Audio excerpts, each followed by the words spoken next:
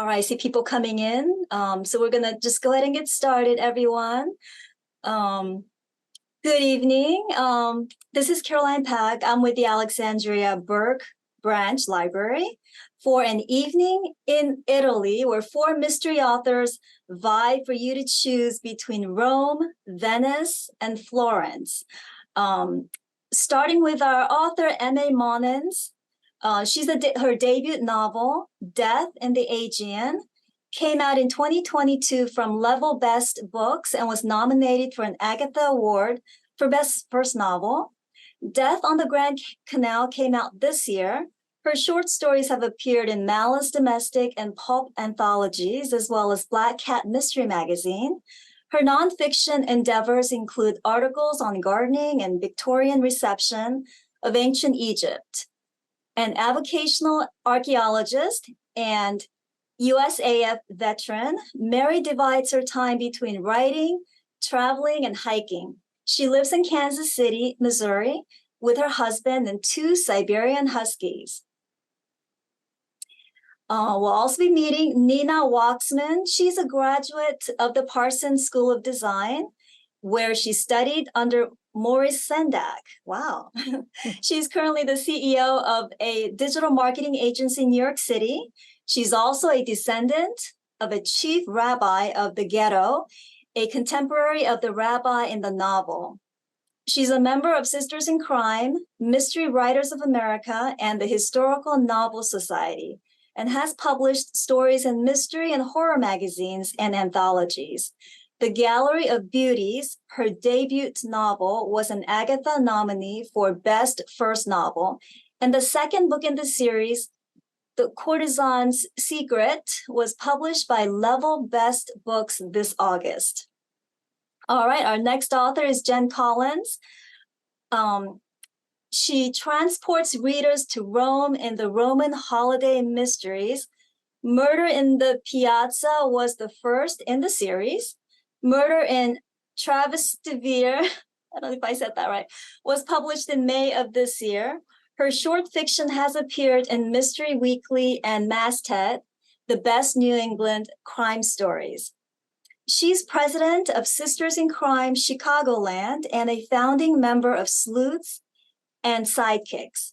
A transplanted New Englander, she lives in Chicago with her husband and two boys. And last but not least, Elaine Stone is the author of the art thriller trilogy, The Big Picture book, The Big Picture. Book one was The Collector, her first thriller. The Canvas launches next week. She has a postgraduate certificate in antiquities, theft, and art crime. Her other books are Cozies and a Cordy Abbott. She wrote Dead Men Don't Decorate, and she lives in Alexandria, Virginia, and Lewis, Delaware. Before we begin, just a reminder that everyone is muted with your videos turned off. So if you have any questions or comments, please feel free to post them in the chat or the Q&A. We'd love to hear from you. All right, I'm going to hand it over to Lane to moderate the discussion. Lane. Thank you, Carolyn. Welcome, everybody, to our debate about the three most magical cities in Italy, Rome, Florence, and Venice. Tonight, each of us will try to convince you to choose our city for your next read. After you hear our campaign speeches, we'll ask you to vote. First, we'll tell you just a sentence or two about our book or our series. As Carolyn said, my art thriller trilogy is The Big Picture, and The Collector was book one. Florence was, of course, the birthplace of the Italian Renaissance. It was also the home of the Medici. In book two, which launches next week, we learn that my protagonist, Nemesis, is a Medici. In real life, there are no Medici heirs, but there are Medici descendants. In each book, the antagonist uses art to accomplish some pretty bad stuff. Jen, can you tell us more about the Roman holiday mystery series?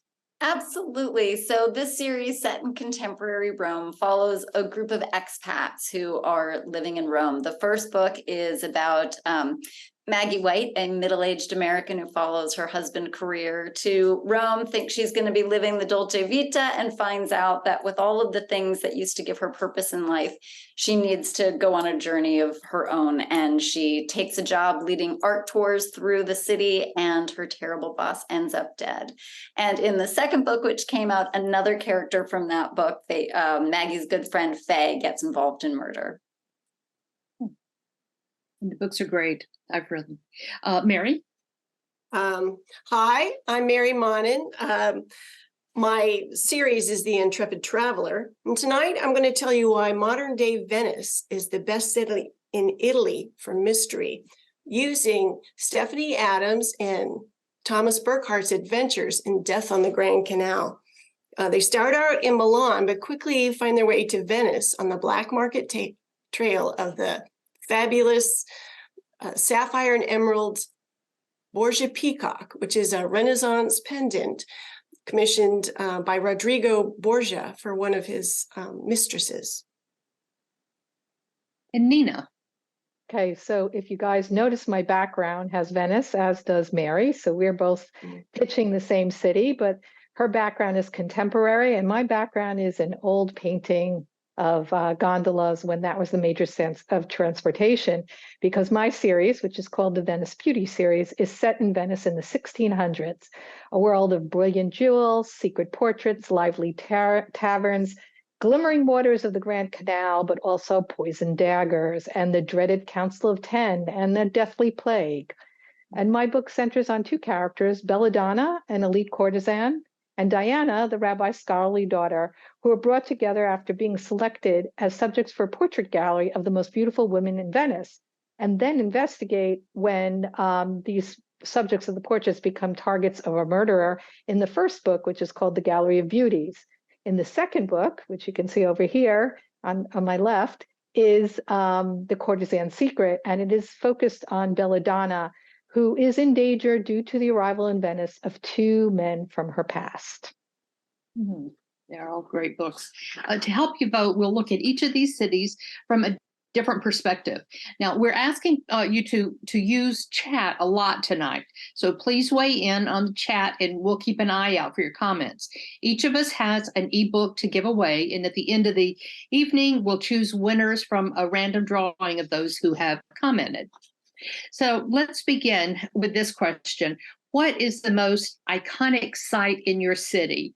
For example, in Florence, I think it is in the Accademia Gallery. You'll see David by Michelangelo. This gallery's museum is about 2 kilometers from the Uffizi. You may not know this, but David is 17 feet tall. So it's really something to see. It's been in this location since 1853, and it is stable now, but some cracks have developed. And one reason for that, fun fact, is the center of gravity of the base is not the center of, does not align with David's center of gravity. They think that started during the 1844 flood.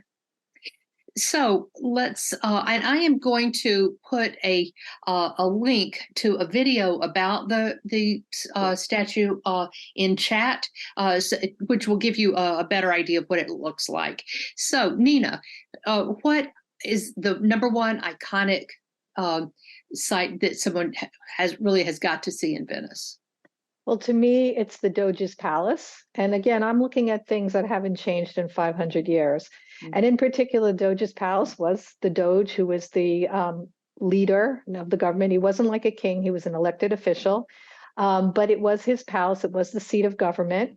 And the interesting thing about the Doge's Palace, which I love, if you go there today, you will see on the side of the building, there's something called the Bocca di Leon, which is called the mouth of the lion, the lion's mouth. And it's really a suggestion box. So in the old days, any citizen could put a note in the Bocca di Leon for government to let them know about something. So sometimes they would rat out a friend and say, oh, this person in my book, and for example, in my first novel, they ratted out a physician for possessing a forbidden book. So you could do that. But on the other hand, in real life, it was also a place where the populace could complain about things and have the government take action. So one of the things they complained about is they used to have a running of the bulls across the Rialto Bridge every year for Carnival. And then the box got filled with comments saying, please stop the running of the bulls because too many people are getting gored. And guess what? The government listened and they stopped the running of the bulls across the Rialto Bridge. So the Doge's Palace is something that dominates San Marco, which is the quintessential site to see in Venice. So don't miss that's my choice. Jen. So I think this is an impossible question because there are so many choices in Rome, but I accept that we have to choose. And so I am choosing the Colosseum because I am a huge archaeology buff. Like that is where my first interest in Rome actually came from. I studied archaeology and Roman history in college. And I think that the Colosseum is so iconic in Rome, not just because it's this structure from the ancient world, but where we can actually, go in today and see this form of entertainment that people had. And at one point, it seems totally foreign to us, this idea of like, you kill animals for fun. But on the other hand, wow, I can picture food vendors walking through here. I can picture sitting here. So the fact that you can walk in the steps of people who lived 2,000 years ago is amazing. But the other thing that I love about it is it really exemplifies Rome today in that there are buses going by. There are people going about their lives right there. It's in the middle of a living city that really, is vibrant and it has past and present together. And the Colosseum is everywhere in the city because when it fell, the Roman Empire fell and the barbarians came, things started to be taken from it. And then when the Catholic Church came and started on their big building push, lots of the marble from the Colosseum's facade actually ended up in St. Peter's Basilica. So it's something that you can see throughout the city, which I think is pretty amazing. And it's a place that I love. So in my first book, my character Maggie White, she has one of her big revelations that she's walking home from seeing her aunt off into the Colosseum, and watching the tourists go through there gave her some insights that actually helped her solve the crime. So I had so much fun working it into the story because for me, it really exemplifies Rome. So I got word that the participants were not able to post in chat, that you would need to use Q&A, but now it looks like you can post in chat. I think Caroline fixed it. Wonderful. Thank you. Okay, great. Thank you. Okay, Mary. So for me, I think St. Mark's Square itself is the most iconic place in Venice. It is just a beautiful place. And Thomas has been to Venice before, and he's very pleased to be the one that introduces Stephanie to St. Mark's. It's one place you must see if you go to Venice. It's a grand, magnificent entry for the whole world, all the visitors that come to Venice. And it's got over-the-top architecture with the Byzantine Basilica and the all the galleries around, and they have the Campanile, the bell tower that you can climb up and get a magnificent view of the city. There's the Pink Doge's Palace, like Nina talked about, which is fantastic. There's Cafe Florian, which is a cafe that's been there for centuries, and it's the perfect place. People come from all over the world to sit there, and people like Charles Dickens in the past and Nicolas Cage and Matt Damon in the present have gone there, eaten, drink, and people watched from the outdoor tables. You can also hang out there and wait for the giant bronze Moors to come out of the clock tower, hammer out the hour. It is a wonderful place to visit. Yeah. And Jen, I see a friend of ours, Grace Topping, another author, says Verona has a Colosseum and it's less crowded. Oh, yes. And that's something that throughout the Roman world, this is what they did. They built these structures. And so I'm a huge fan. I love Rome. I adore it. But I also love seeking out these places that are less crowded. And so for sure, there are places where you don't have to pay a big entrance fee. You don't have to wait for an hour, but when you're in Rome, see the Colosseum. There's a reason why it's on, all the street art you see and the souvenirs that people take home. Yeah. Yeah. And before they changed the ticketing system to see the David, the average wait was 5 hours to Wow. get in. So, yeah. So some of these cities will win votes for their cuisine alone. Jen, woo these voters with the food from Rome. All right. So again, these questions are impossible because all of Italy, the food is amazing. I used to work for Barilla, the Italian food company. So I am like deeply steeped in the food of Italy. I've been to their facilities in Parma. I have very strong opinions on how food should be eaten.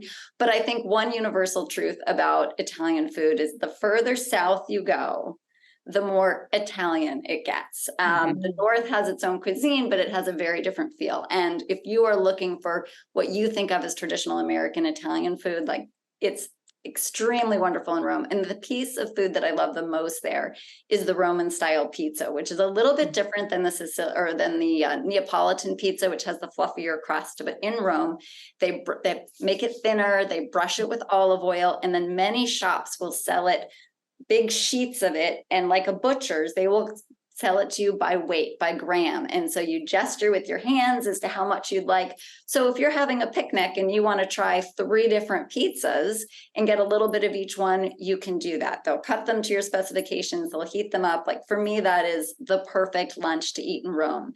And it's something that in the opening of Murder in Trastevere, my second book, the main character, Faye, goes with sort of a flighty guy who can't decide because there's so many choices and he's hemming and hawing, and she takes charge and says, we're going to take this many grams of this one, we're going to take this many grams of that one. And they take it back and discuss the case, which is a guest of honor who was killed at one of Faye's cocktail parties. And having them eat the food while they're discussing the case is like one of my greatest joys as a writer, is like getting all those sensations into the story. So pizza, particularly Roman pizza, is my vote for Rome. Mary. In Venice, Stephanie and Thomas's favorite meals are found at the Baccari, the little wine bars in Venice that sell cicchetti, which is basically appetizers. You know, sleuths hot on the trail need something quick to eat, and so they like the appetizers. One thing they tried was crostini with eggplant and prosciutto, and the polpettes, which are meatballs or fried potato balls like croquettes. They like that. And of course, there's a drink. Thomas is a beer drinker. And so in Italy, he prefers his Italian Peroni beer. And Stephanie tries an Aperol Spritz for the first time, which I have actually fixed for myself for tonight. And of course, one thing you have to do if you're going to eat or drink in Venice is have a glass of Prosecco in St. Mark's Square in the evening. Stephanie and Thomas do that, and it revives their spirits after someone at the Contessa's Plaza meets an untimely end. Nina. So I'm taking you behind the walls of the ghetto to a different part of Venice where there was different kinds of foods. So what's interesting is one of the things, a big day in the ghetto in terms of food smells and food purchasing is a Friday after it's Fridays, because their Jews are not allowed to cook on Saturdays. So everything has to be purchased, cooked, prepared on Friday. So the ghetto is just awash in the smells of all these cooking and baking foods. When I was writing the book, my publisher said to me, well, wouldn't your characters just bake challah on their own? And I said, let me research that. And I actually found out that nobody in Venice was allowed to bake any bread on your own, because baking bread was the realm of the guilds. So if you wanted to bake bread, you had to go to a bakery. You could not bake it at home. And then what was interesting is, now I've learned there are a lot of Jewish foods that were actually brought to Italy. So a lot of foods which you wouldn't imagine have their base in that are now standardized Italian foods actually came from Jewish recipes. One of the most famous ones is foie gras. That it was actually the Jews who started creating, stuffing the goose to have the fatted liver, but they did. So they invented it because they were looking for creative ways to make money. They weren't allowed to most of the guilds. So that was one of the things they did. They created new kinds. So one of the things I found out, getting back to the bakers, was that the bakers of Venice were known for creating braided breads. Now, one of the standard traditions that everybody knows is, in the Jewish world knows that on Fridays, on Saturdays, every Shabbat meal has a braided bread called a challah. So challahs have been part of Jewish traditions as long as anybody can remember. But the question is, was it the Jews who brought the braided challah, the braided bread to the Venetians, or was it the Jews that learned the braided bread from the Venetians? So we don't know that, but at least it's interesting that braided bread came from Venice or is associated with the Jews of Venice. The other interesting thing, and this is where Venice and Rome have their differences in the same food, but it also comes from the Jews of the ghetto, and that's in Jerusalem artichokes. So you can get artichokes in Venice, and they're very soft and chewy. And actually, in the ghetto today, they serve it with tahina, which is kind of a sauce that it's kind of like a sesame sauce, creamy sesame sauce, which is really, really delicious. But if you order the same Jerusalem artichokes in Rome, they're very, very dry and roasted. So the way I look at it, I prefer the Jerusalem artichokes in Venice. That's my pitch. So we have a lot of great comments here. Somebody, Anne, in Venice last month, I loved the Spritz Hugo with elderberry sambuca, which is not as sweet as Aperol or as bitter as Campari. Yeah. This is great. Yeah. So in Florence, pizza isn't really typical, but everything else you think of is lasagna, pasta with fresh vegetables, a lot of meat, and of course the fresh bread. And I think that the climate is so good and the soil is so good. I think that's why their vegetables are really great, because I've bought the cookbooks and I've tried to, reproduce these recipes, and it's not the same here because there's nothing like the Italian sun, I think. Mm-hmm. So we can't talk about Italy without talking about museums. But let's use the term in the broadest sense. You can tell us about an art object in a museum or a cultural heritage, art found in a church, or even public art. So, Nina, let's start with you. Okay, so museums were actually the fodder for a lot of my scenes in the Gallery of Beauties and the Courtesan's Secret. A lot of the scenes that I wrote in the Gallery of Beauties that had to do with Carnival came from paintings that I found in Venice. So, such as the bullfights in San Marco Square, the running of the bulls, another interesting thing, Mary mentioned the Campanile, the tower in San Marco. Well, another painting, what they kicked off Carnival was with called the Flight of the Angel, which was a little acrobat who came on a zip line from the top of the Campanile down to the balcony of the Doge's Palace, just like you see in Disney's castle in Florida or in California when they have Tinkerbell fly from the top of Cinderella's tower down. So it was the same kind of thing. And then the other quintessential kind of museum is in the Doge's Palace as well. But what's also interesting there, not from an art point of view, but from a historical point of view, is you can visit the prisons in the Doge's Palace. And that's really cool because, seeing actually what it would have been like to be imprisoned in that time. And, they had the Council of 10, which were the magistrates, and they would arrest people and throw them in the prisons. And depending on your status, you could either be in the higher level prisons where there was light and air, or the very bottom prisons where you were below the waterline, and think of Aqua Alta, how unpleasant that would be.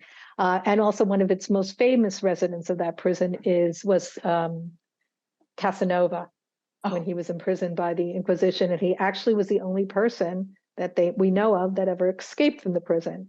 So visiting those prisons was very helpful. When I wrote scenes in my books of my character Belladonna's visits to the prisons, and it's suitable enough to understand for anybody reading the book of why any of my characters would be afraid to end up in the prisons of the Doge's Palace. Oh, yeah. Jen, let's go to you next. So I have a confession to make. I'm not the biggest museum buff when I travel. I do really love just like wandering and soaking in a city. But my main character in my first book was leading tours through Rome. So there were lots of museums there, which I included. And in my second book, My main character sets a personal mission for herself to see all the Caravaggios in Rome, which meant I got to visit all the Caravaggios in Rome as part of that. And it would be very easy to say that the Vatican would be like the best museum. It's 4 miles of like all the highlights of Western civilization. It's a must-see.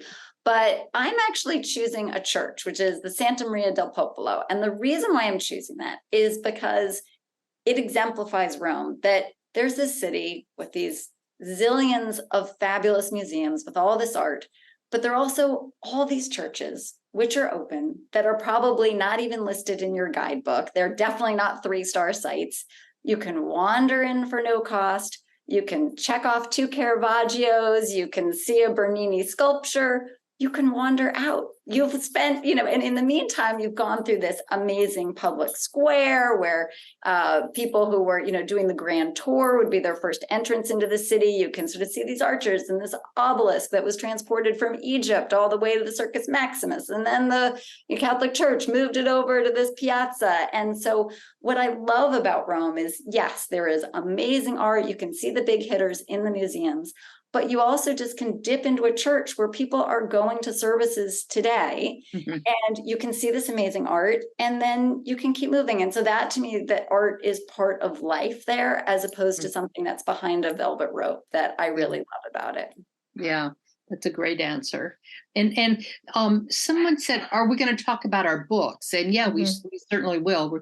We look forward to that. Mary, go ahead. So I'm talking about my book as I answer my questions. So Stephanie and Thomas don't visit any museums in Venice, but Stephanie has taken on travel blogging as a side gig. And so she can't miss a quick trip into St. Mark's Basilica, which is really a museum in itself. She puts her best customer service skills to work and cons her way in ahead of the long line of tourists. And when she goes inside, the entire interior is just suffused in a golden light, because golden and red and blue and green mosaics cover the ceiling, every inch of the ceiling. And it's just beautiful and glittering. There's pungent incense that mingles with the melting wax and of the lit candles. Let's see.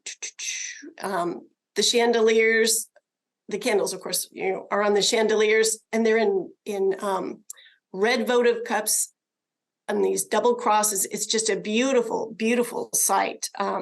When you go in there, it's just saturated with color and fragrance, and even the floor is decorative.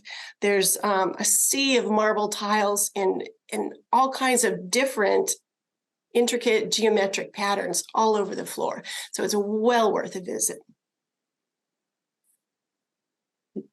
I keep Oh, muting. and My puppy is so having Lane, sorry. Yeah. What about Florence, the city of art? Is there one museum there that rises above the rest? Yeah, after you've gone to see the David, go back to the Uffizi. And the word means offices. But Cosimo the First, one of the Medici, wanted all of the city agencies and guild offices to be under one roof. It's a large horseshoe-shaped building, and the upper gallery was used for family and guests, and where they would display mostly sculpture, but a lot of art also. But they use this to intimidate people and to overwhelm people. I mean, you really thought twice before you tried to haggle or ask them for more on a contract or something. When you were just in the presence of all of this wealth. And there is a lot of it. If you spent 1 minute in front of each work, you would be there for 33 days. The last Medici heiress donated the Uffizi and the family's art to the city of Florence. But it seems like it keeps attracting, bad luck. In 1993, the Sicilian mafia parked a car bomb outside and blew up. They killed 5 people and injured many, many more, destroyed a number of artworks. And then they went around and destroyed other cultural heritage sites in Italy. They were protesting a a new, I guess we would call it like a city ordinance or something, allowing more generous use of solitary confinement for people in prison. And they were also, one of the head people of their clan had been arrested, and they wanted to send a message to everybody else, don't be a snitch, or this could happen to you. And then just last summer, Just Stop Oil. Remember through, was it, that one was the tomato soup, through something, or maybe they glued themselves to Primavera there. So we're getting a lot of really interesting things in the chat, and I'm so happy about that. So let's discuss the architecture for a few minutes. In Florence, gray and white are the traditional colors. And you see that on the buildings all over, and there are a lot of main Renaissance attractions, like the Florence Cathedral. That was where David was to be in the beginning, actually on top. And then when it was sculpted, they realized there's no way this is going to go on top. It's way too heavy. And its historic center remains one of the best preserved in Europe. So, what about the architecture? Of your city, Mary? Can you tell us? Well, for me, my favorite is the windows. Those Gothic arched windows just have totally charmed me. The windows and the bridges. So for the windows, I thought at first that they all had the same kind of top, although I see in the picture behind me, all those windows are square topped, but most of them are. They have beautiful arches like this, and then there's more Moorish arches, and then they have an arch that it's called a trefoil or an S shape. They're just stunning and beautiful, and they really give an absolute medieval feel to Venice. It was just really overwhelming. I must have 200 photos of different pictures of the windows there. And I would say that the windows in Venice, in particular, with their different styles, really reflect Venice's trading past. And it shows that the citizens of Venice were very familiar with distant lands and other cultures, and they incorporated that into their architecture. And the other thing I really like about architecture in Venice is the bridges.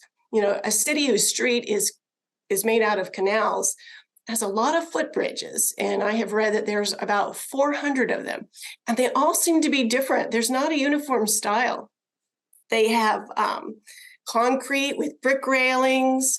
They have stone ones with iron railings, floral railings, or geometric iron patterns. They have stone with lattice work. And in Death on the Grand Canal, spotting those differences comes in handy for Stephanie at a crucial part in her adventures. Nina. Well, I would make the case that Venice pretty much influenced the architecture of many other places in the world, in particular Palladio, who designed the facades of all the palaces. And part of the grand tour was to come to Venice to study Palladio's designs for homes. And one of the most famous architects was who studied Palladio, who it makes a cameo appearance in the Gallery of Beauties, my first book, is the English architect Inigo Jones, who actually was known for designing the original Whitehall Palace, which doesn't exist anymore, unfortunately, but it's around where Downing Street is right now, 10 Downing Street is now. But the other thing that was the big influence is that mirrors were very precious, and not everybody had them. But if you go into the palazzos, they have these wall-to-wall mirrors in them and very large windows, which was the epitome of luxury of those times, because people didn't have mirrors, and a lot of them, you had to be very wealthy to have big windows. And you could see that influence on Louis XIV, that he was inspired by that luxury to create the Hall of Mirrors in Versailles Palace. And so, those beautiful palazzos, which if you go to Venice during the Biennale, the art fair every 2 years, a lot of the palazzos that are usually closed are open to the public, and they put a lot of the artwork in the palazzos. So not only do you get to see the cool art, but you get to see these beautiful, the interiors of these beautiful palazzos, which again have the famous Venetian glass, the Murano glass chandeliers and wall sconces, which again are seen in some of the most famous palaces and estates throughout the world. So when it comes to architecture, Venice has made its mark. Jen. All right, I will just say I am afraid I'm going to lose the architecture question to Venice. It is hard to argue with those bridges and that architecture, but I'm still going to fight mightily for Rome. And I think the one argument to be made there is if you think about its history and the fact that the Catholic Church was pouring money into making it the showpiece of Europe. They were fighting the Protestant Reformation. They were trying to impress everybody with this capital of the church. And so they were just widening streets, creating these piazzas, moving buildings. I mean, they were dedicated to making it a showplace. And that's why when you walk through it today, it is stunning piazza after stunning piazza after stunning piazza. But the neighborhood in Rome that I actually love the most is Trastevere, which I mentioned in the chat because somebody was saying, gee, is Rome too big as a first visit to a city? Mm-hmm. And I say no, because you choose to explore as much of a city as you want to explore. And a neighborhood like Trastevere is a really great one to do. It's one that the Catholic Church did not pour any big money into. It feels like this old neighborhood. There are the winding streets you want. There are still kids playing soccer in a public piazza. It's where I set the second book, called Murder in Trastevere, because it has a real neighborhood feel. It's a place where you can just be there for a couple days and start to, have a regular coffee shop that you go to. You're not waiting in line behind mobs of tourists and mobs of tourists. That even today it has an old world feel. If you look at it, there is laundry hung between buildings. There just are those narrow streets that you crave where people are parking their cars half on the sidewalk, half on the street, and someone else has, their motorbike chained past it. When you picture Italy, I think that's the neighborhood that really embodies it. And it's a place where if you stay there, you can walk to the major sites. You can see locals going about their business, whether it's, the old widows who are still, cleaning their front step every day, whether the young professionals going to work. It's a real taste of reality in a city that, Italy has so many magical places and there's so many tourists everywhere. And so when you can carve out those places in your trip where you feel like you can really experience a place the way locals do, that's what I will argue for every day of the week. So just that is my pitch. Yeah. Yeah. And Coral Child says, are there times when it's not good to visit these cities? Bad weather, overly crowded, etc. And Anne says, definitely avoid the summer, especially July and August, due to the stifling heat and extreme hordes of tourists. I'd agree with Nina's comment. Don't visit Venice in November. Yeah, Acqua Alta is not a good time to be there. I mean, I wanted to go right now and I was looking at it, and then we looked at it and it said the highest chance of Acqua Alta, which is the high level water, is in November. Yeah. But I would say, actually Christmas, we've been there around Christmas time, is a very good time because there's not a lot of tourists there. And, so we've been there Christmas week. But then New Year's Eve, you got to go away because all the hotel prices go up through the roof. Oh, really? I think that'd be great. Yeah. So, but the week of, and also the best time really, and any time in the winter is really beautiful in Venice. Yeah. Yeah.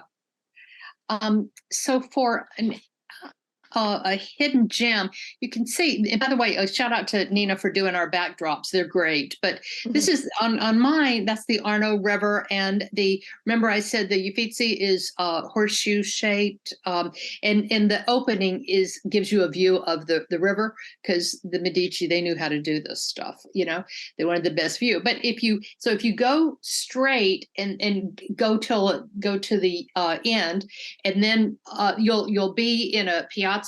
And our guide said, I'll show you the restaurant that has the very best lasagna in Florence. And I don't eat meat, so I didn't eat it, but my husband did.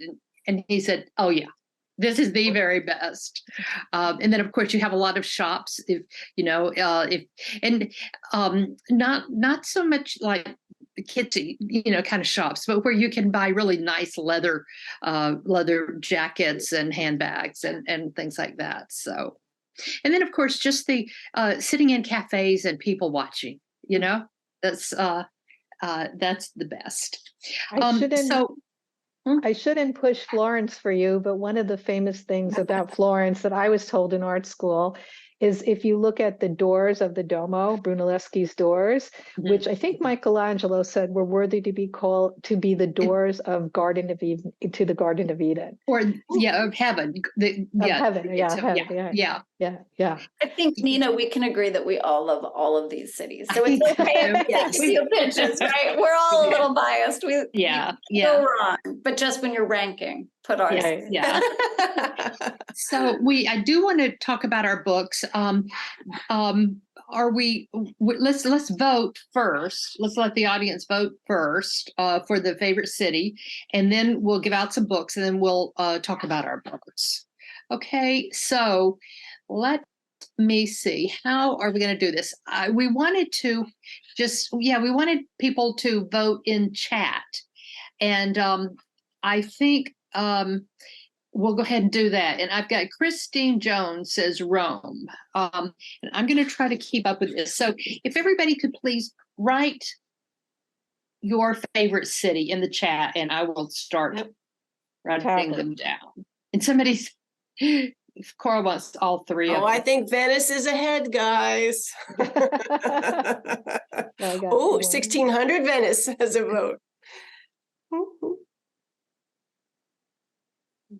Come on, Rome, everybody's the ancient world, the modern, the pizza. Well, clearly what we're going to have to do is tell people to read our books and come through and tell us if their votes have changed. Well, that's interesting. Diane S. says Piazza Savonarola has a fascinating statue of the man who burned books. Yeah, that's right. Fascinating. In there. Yeah. Oh, Amber, Florence is walkable. Yeah. Everybody's voting for Venice. I hate to tell you. No, I see a lot of Florence. There's like 4 Florences at Rome at the bottom. It's Florence is walkable. Yeah. So is Venice. And yes, right. Venice is walkable or boatable. But you just boatable, it's actually shorter to walk than it is to take a boat to one end to the other. But you have to be prepared to get lost, and you have to know your way a little bit better. Yeah. Do we want to take a few minutes to talk about our off the beaten path experiences? Yeah. I just wanted to mention real quick that my favorite one was the mask shops in Venice. Oh my gosh, they're fascinating. They're just looking in those windows it's an exuberance of color and delight, and because you've got everything from Pinocchios and steampunk anything. You've got the plague doctor masks, you've got red foxes, women, harlequin men. It's just anything you want to be. You could try on a different attitude or personality by looking at a mask. And a lot of those, or some of the mask shops are also factories, and you can go in and watch the artisans at work, either shaping the leather, cutting it, or embellishing it with all those things that make a mask individual. Yeah.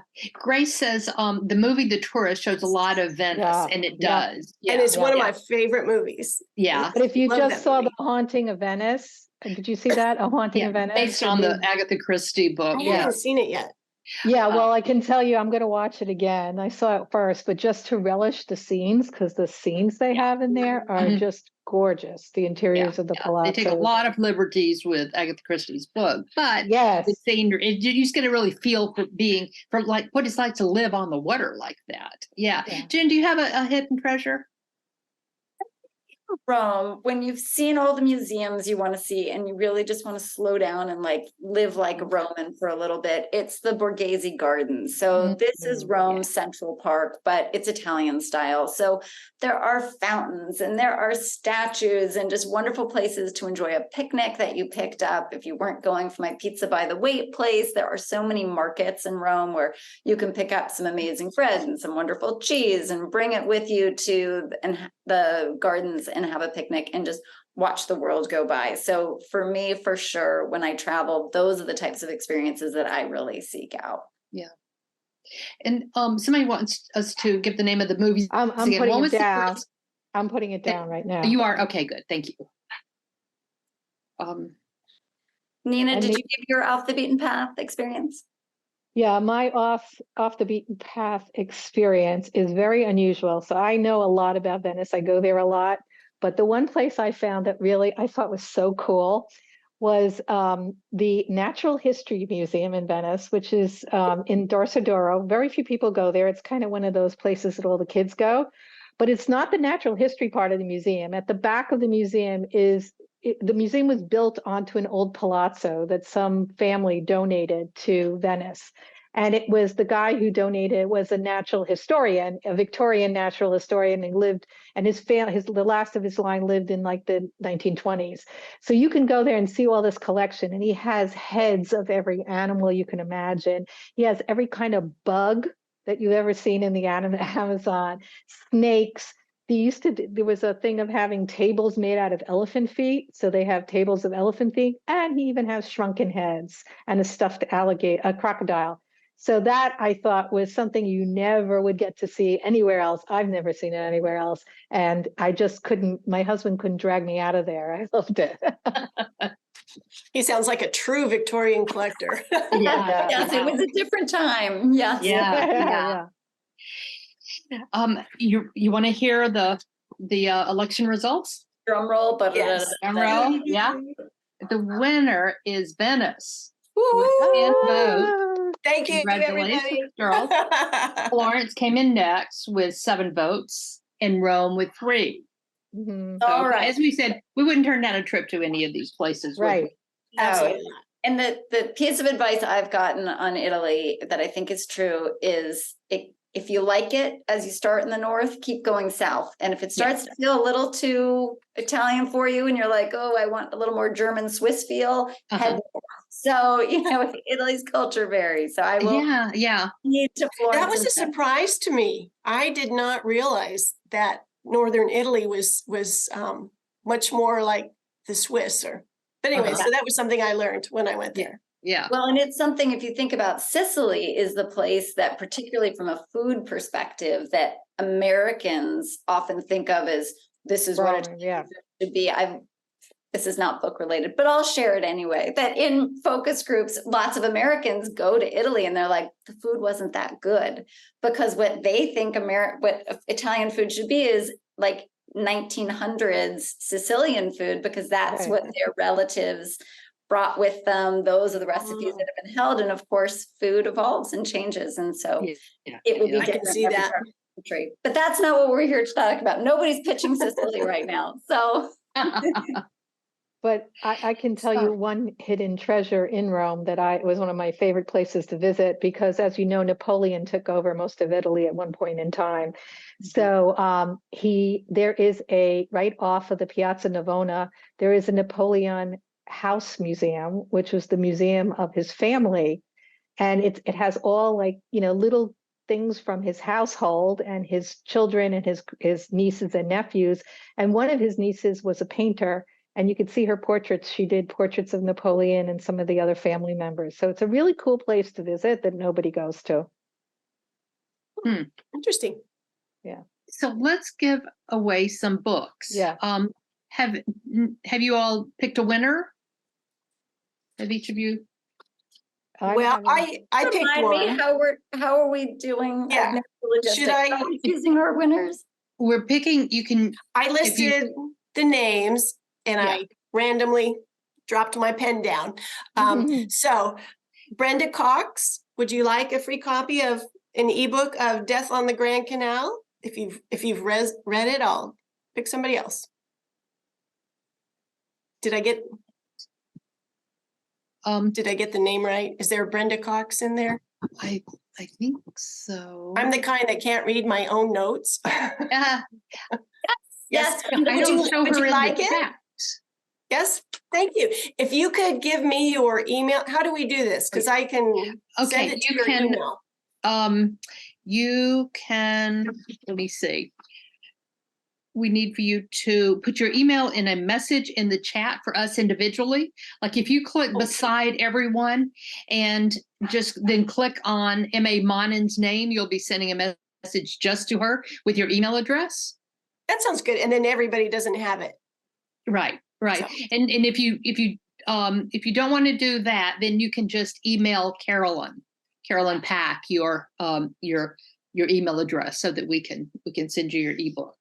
Okay, so next is Jen Collins, Murder on the, I thought it was Trastevere. It's not as, say it again. You're, so I'll know how to pronounce It's Trastevere, so it's the Trastevere. So I was putting the, Trastevere. across the river is what the name is. Trastevere. okay. The wrong I side of the tracks, was but putting wrong the side of emphasis the on the wrong syllable. From the Roman Holiday Mysteries. Jen, who's your winner? So I didn't write them down, so I'm wondering if Mary would drop a pencil for me. Is that Oh, okay, here we go.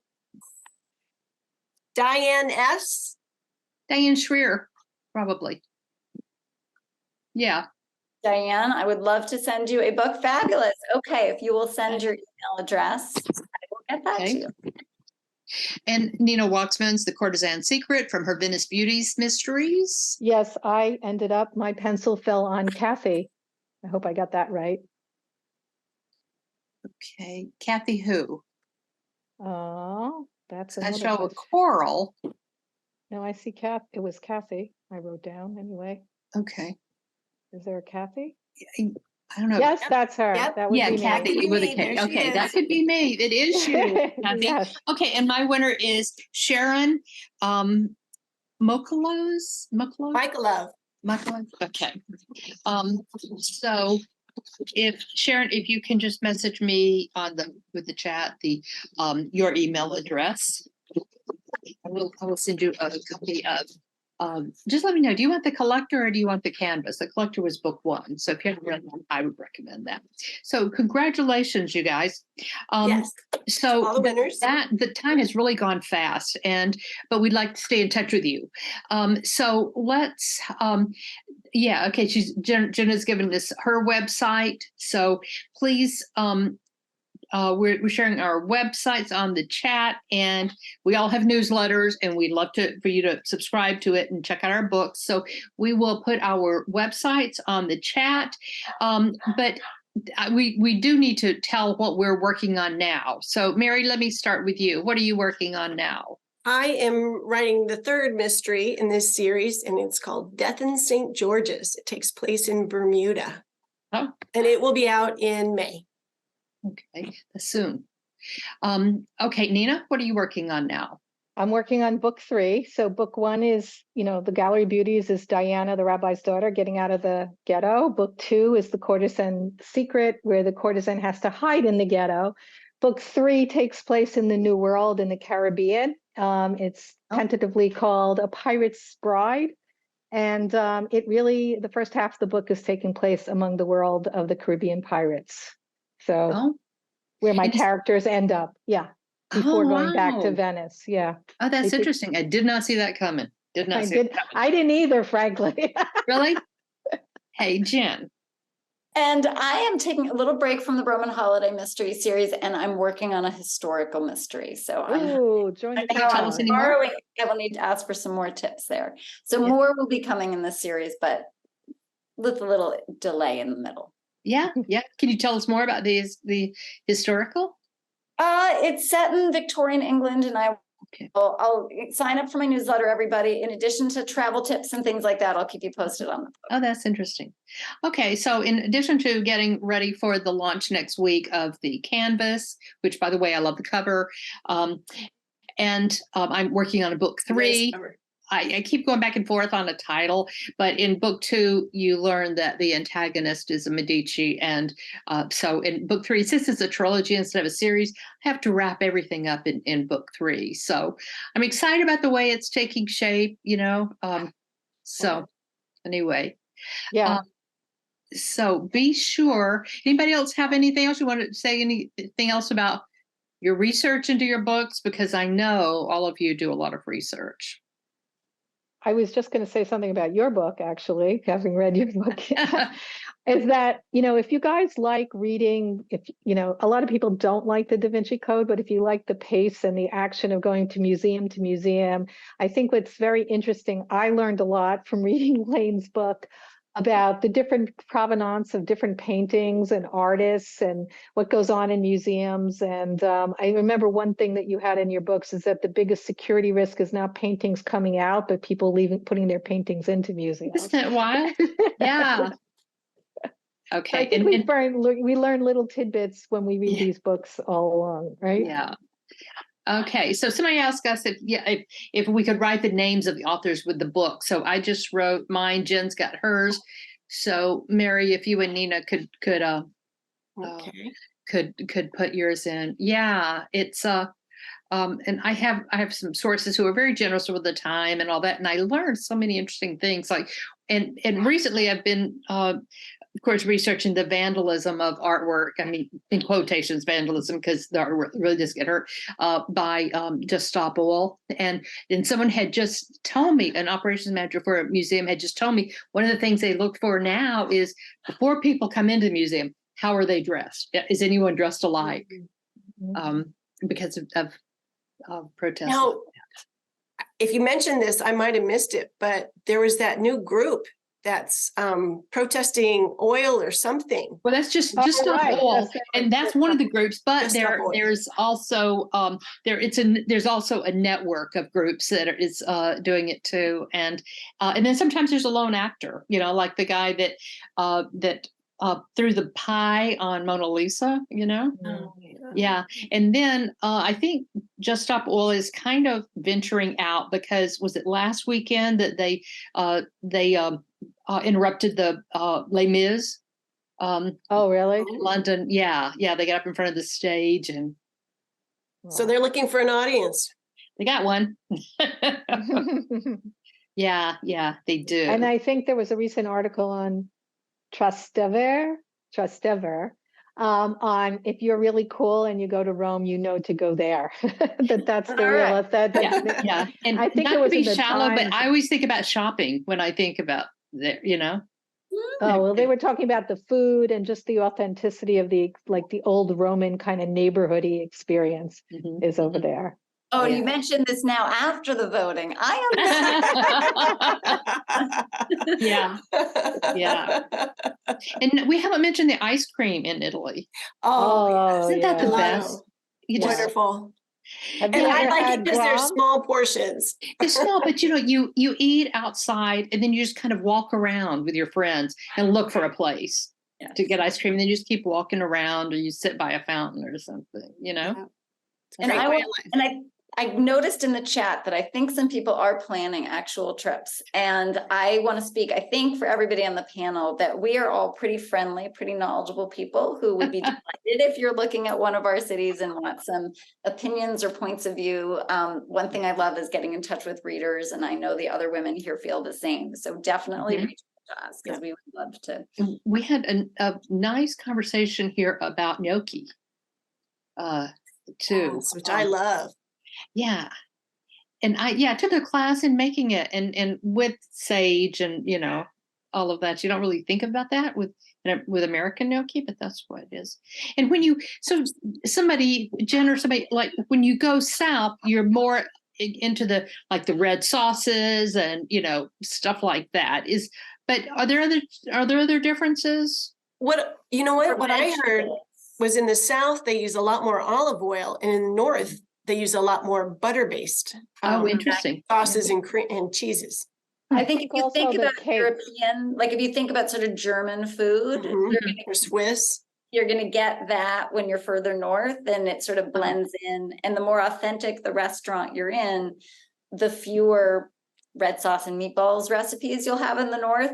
Sort of if that's what their menu is, they're catering to the tourists. Whereas if it's really about the ingredients and a few items on the menu, that's the type of restaurant you want to be at. I think also the baked goods are different. They're a little bit crispier in the north and they're more chewier in the south. Oh, that's and there's this bakery that's been in Rome for, I don't know, since before the war, and it's behind the synagogue in the ghetto. And literally people line up. There are two ladies who bake all this stuff, and they make this fruit cake loaded with all this chewy fruit in it. Mhm. And all the truck drivers line up in the morning, and they just will sell until they run out of food. Mm. So if you get there by like 3 o'clock, they're done already. But there's lines to get in there, and it's very chewy. And here's Amber says she took a pasta making class in Umbria. Lots of olive oil. That's And somebody asked on Alfredo, this Sea City, which has the best lasagna? gosh. I haven't tried it everywhere, but I think I need to go to Florence and Rome and try. yeah. And I think, the food that I've enjoyed most have been around the Lake Como area, Like that. I think the fish also is something that's different across the different cities too. So, Yeah, how again, so? there's different sauces they use that are also based on, sources. Like they have a lot of, like in Venice, for example, they have a lot of Moroccan and, like Mideastern kind of sauces that got in there because of the trade with all the different countries. Yeah. I don't know if you know this, but I found this out from watching an old movie about Marco Polo with Gary Cooper in it, that pasta came to Italy from China. And it was Yes, Marco I Polo have that heard that brought spaghetti in to Italy. So Well, thank you, Marco Polo. yeah. Okay, well, it is a few minutes after 8, and Carolyn had to go and close the library. But so I am going to say goodnight to everybody, and thank you again for coming. I really enjoyed myself. I hope you have too. Yeah. Thank you, everybody, for joining us. Yeah. We loved having you. Lots of fun conversations. Hope you enjoyed it. Please go to our websites and sign up for our newsletters because we'd like to stay in touch. Lane, don't sign off yet because I'm trying to find the email in the chat here. So I just got to get that off. It's very hard for me to. Oh, there it is. Okay. Oh. Okay. Hold on a second. Thanks, everyone. This was a blast. And I'm still looking for Sharon's email address. I've got Brenda's. Yeah. Okay. Brenda, if you're still here, I'll send it out tonight. Yeah, me too. I will send it out tomorrow. Here's Kathy's. You got that one, right? Yeah, I just got Kathy's. Okay. So if I don't see Sharon's on here, then I will ask Carolyn for it. Yeah, And I actually have Sharon, so I can send that to you. Oh, you do? Okay. Okay. Is she a friend of yours? Yes, she's a okay. Sisters in Crime writer. Oh, great. Okay. Thanks, everybody. Have a nice evening. Thank you. Bye-bye. Bye-bye. Bye.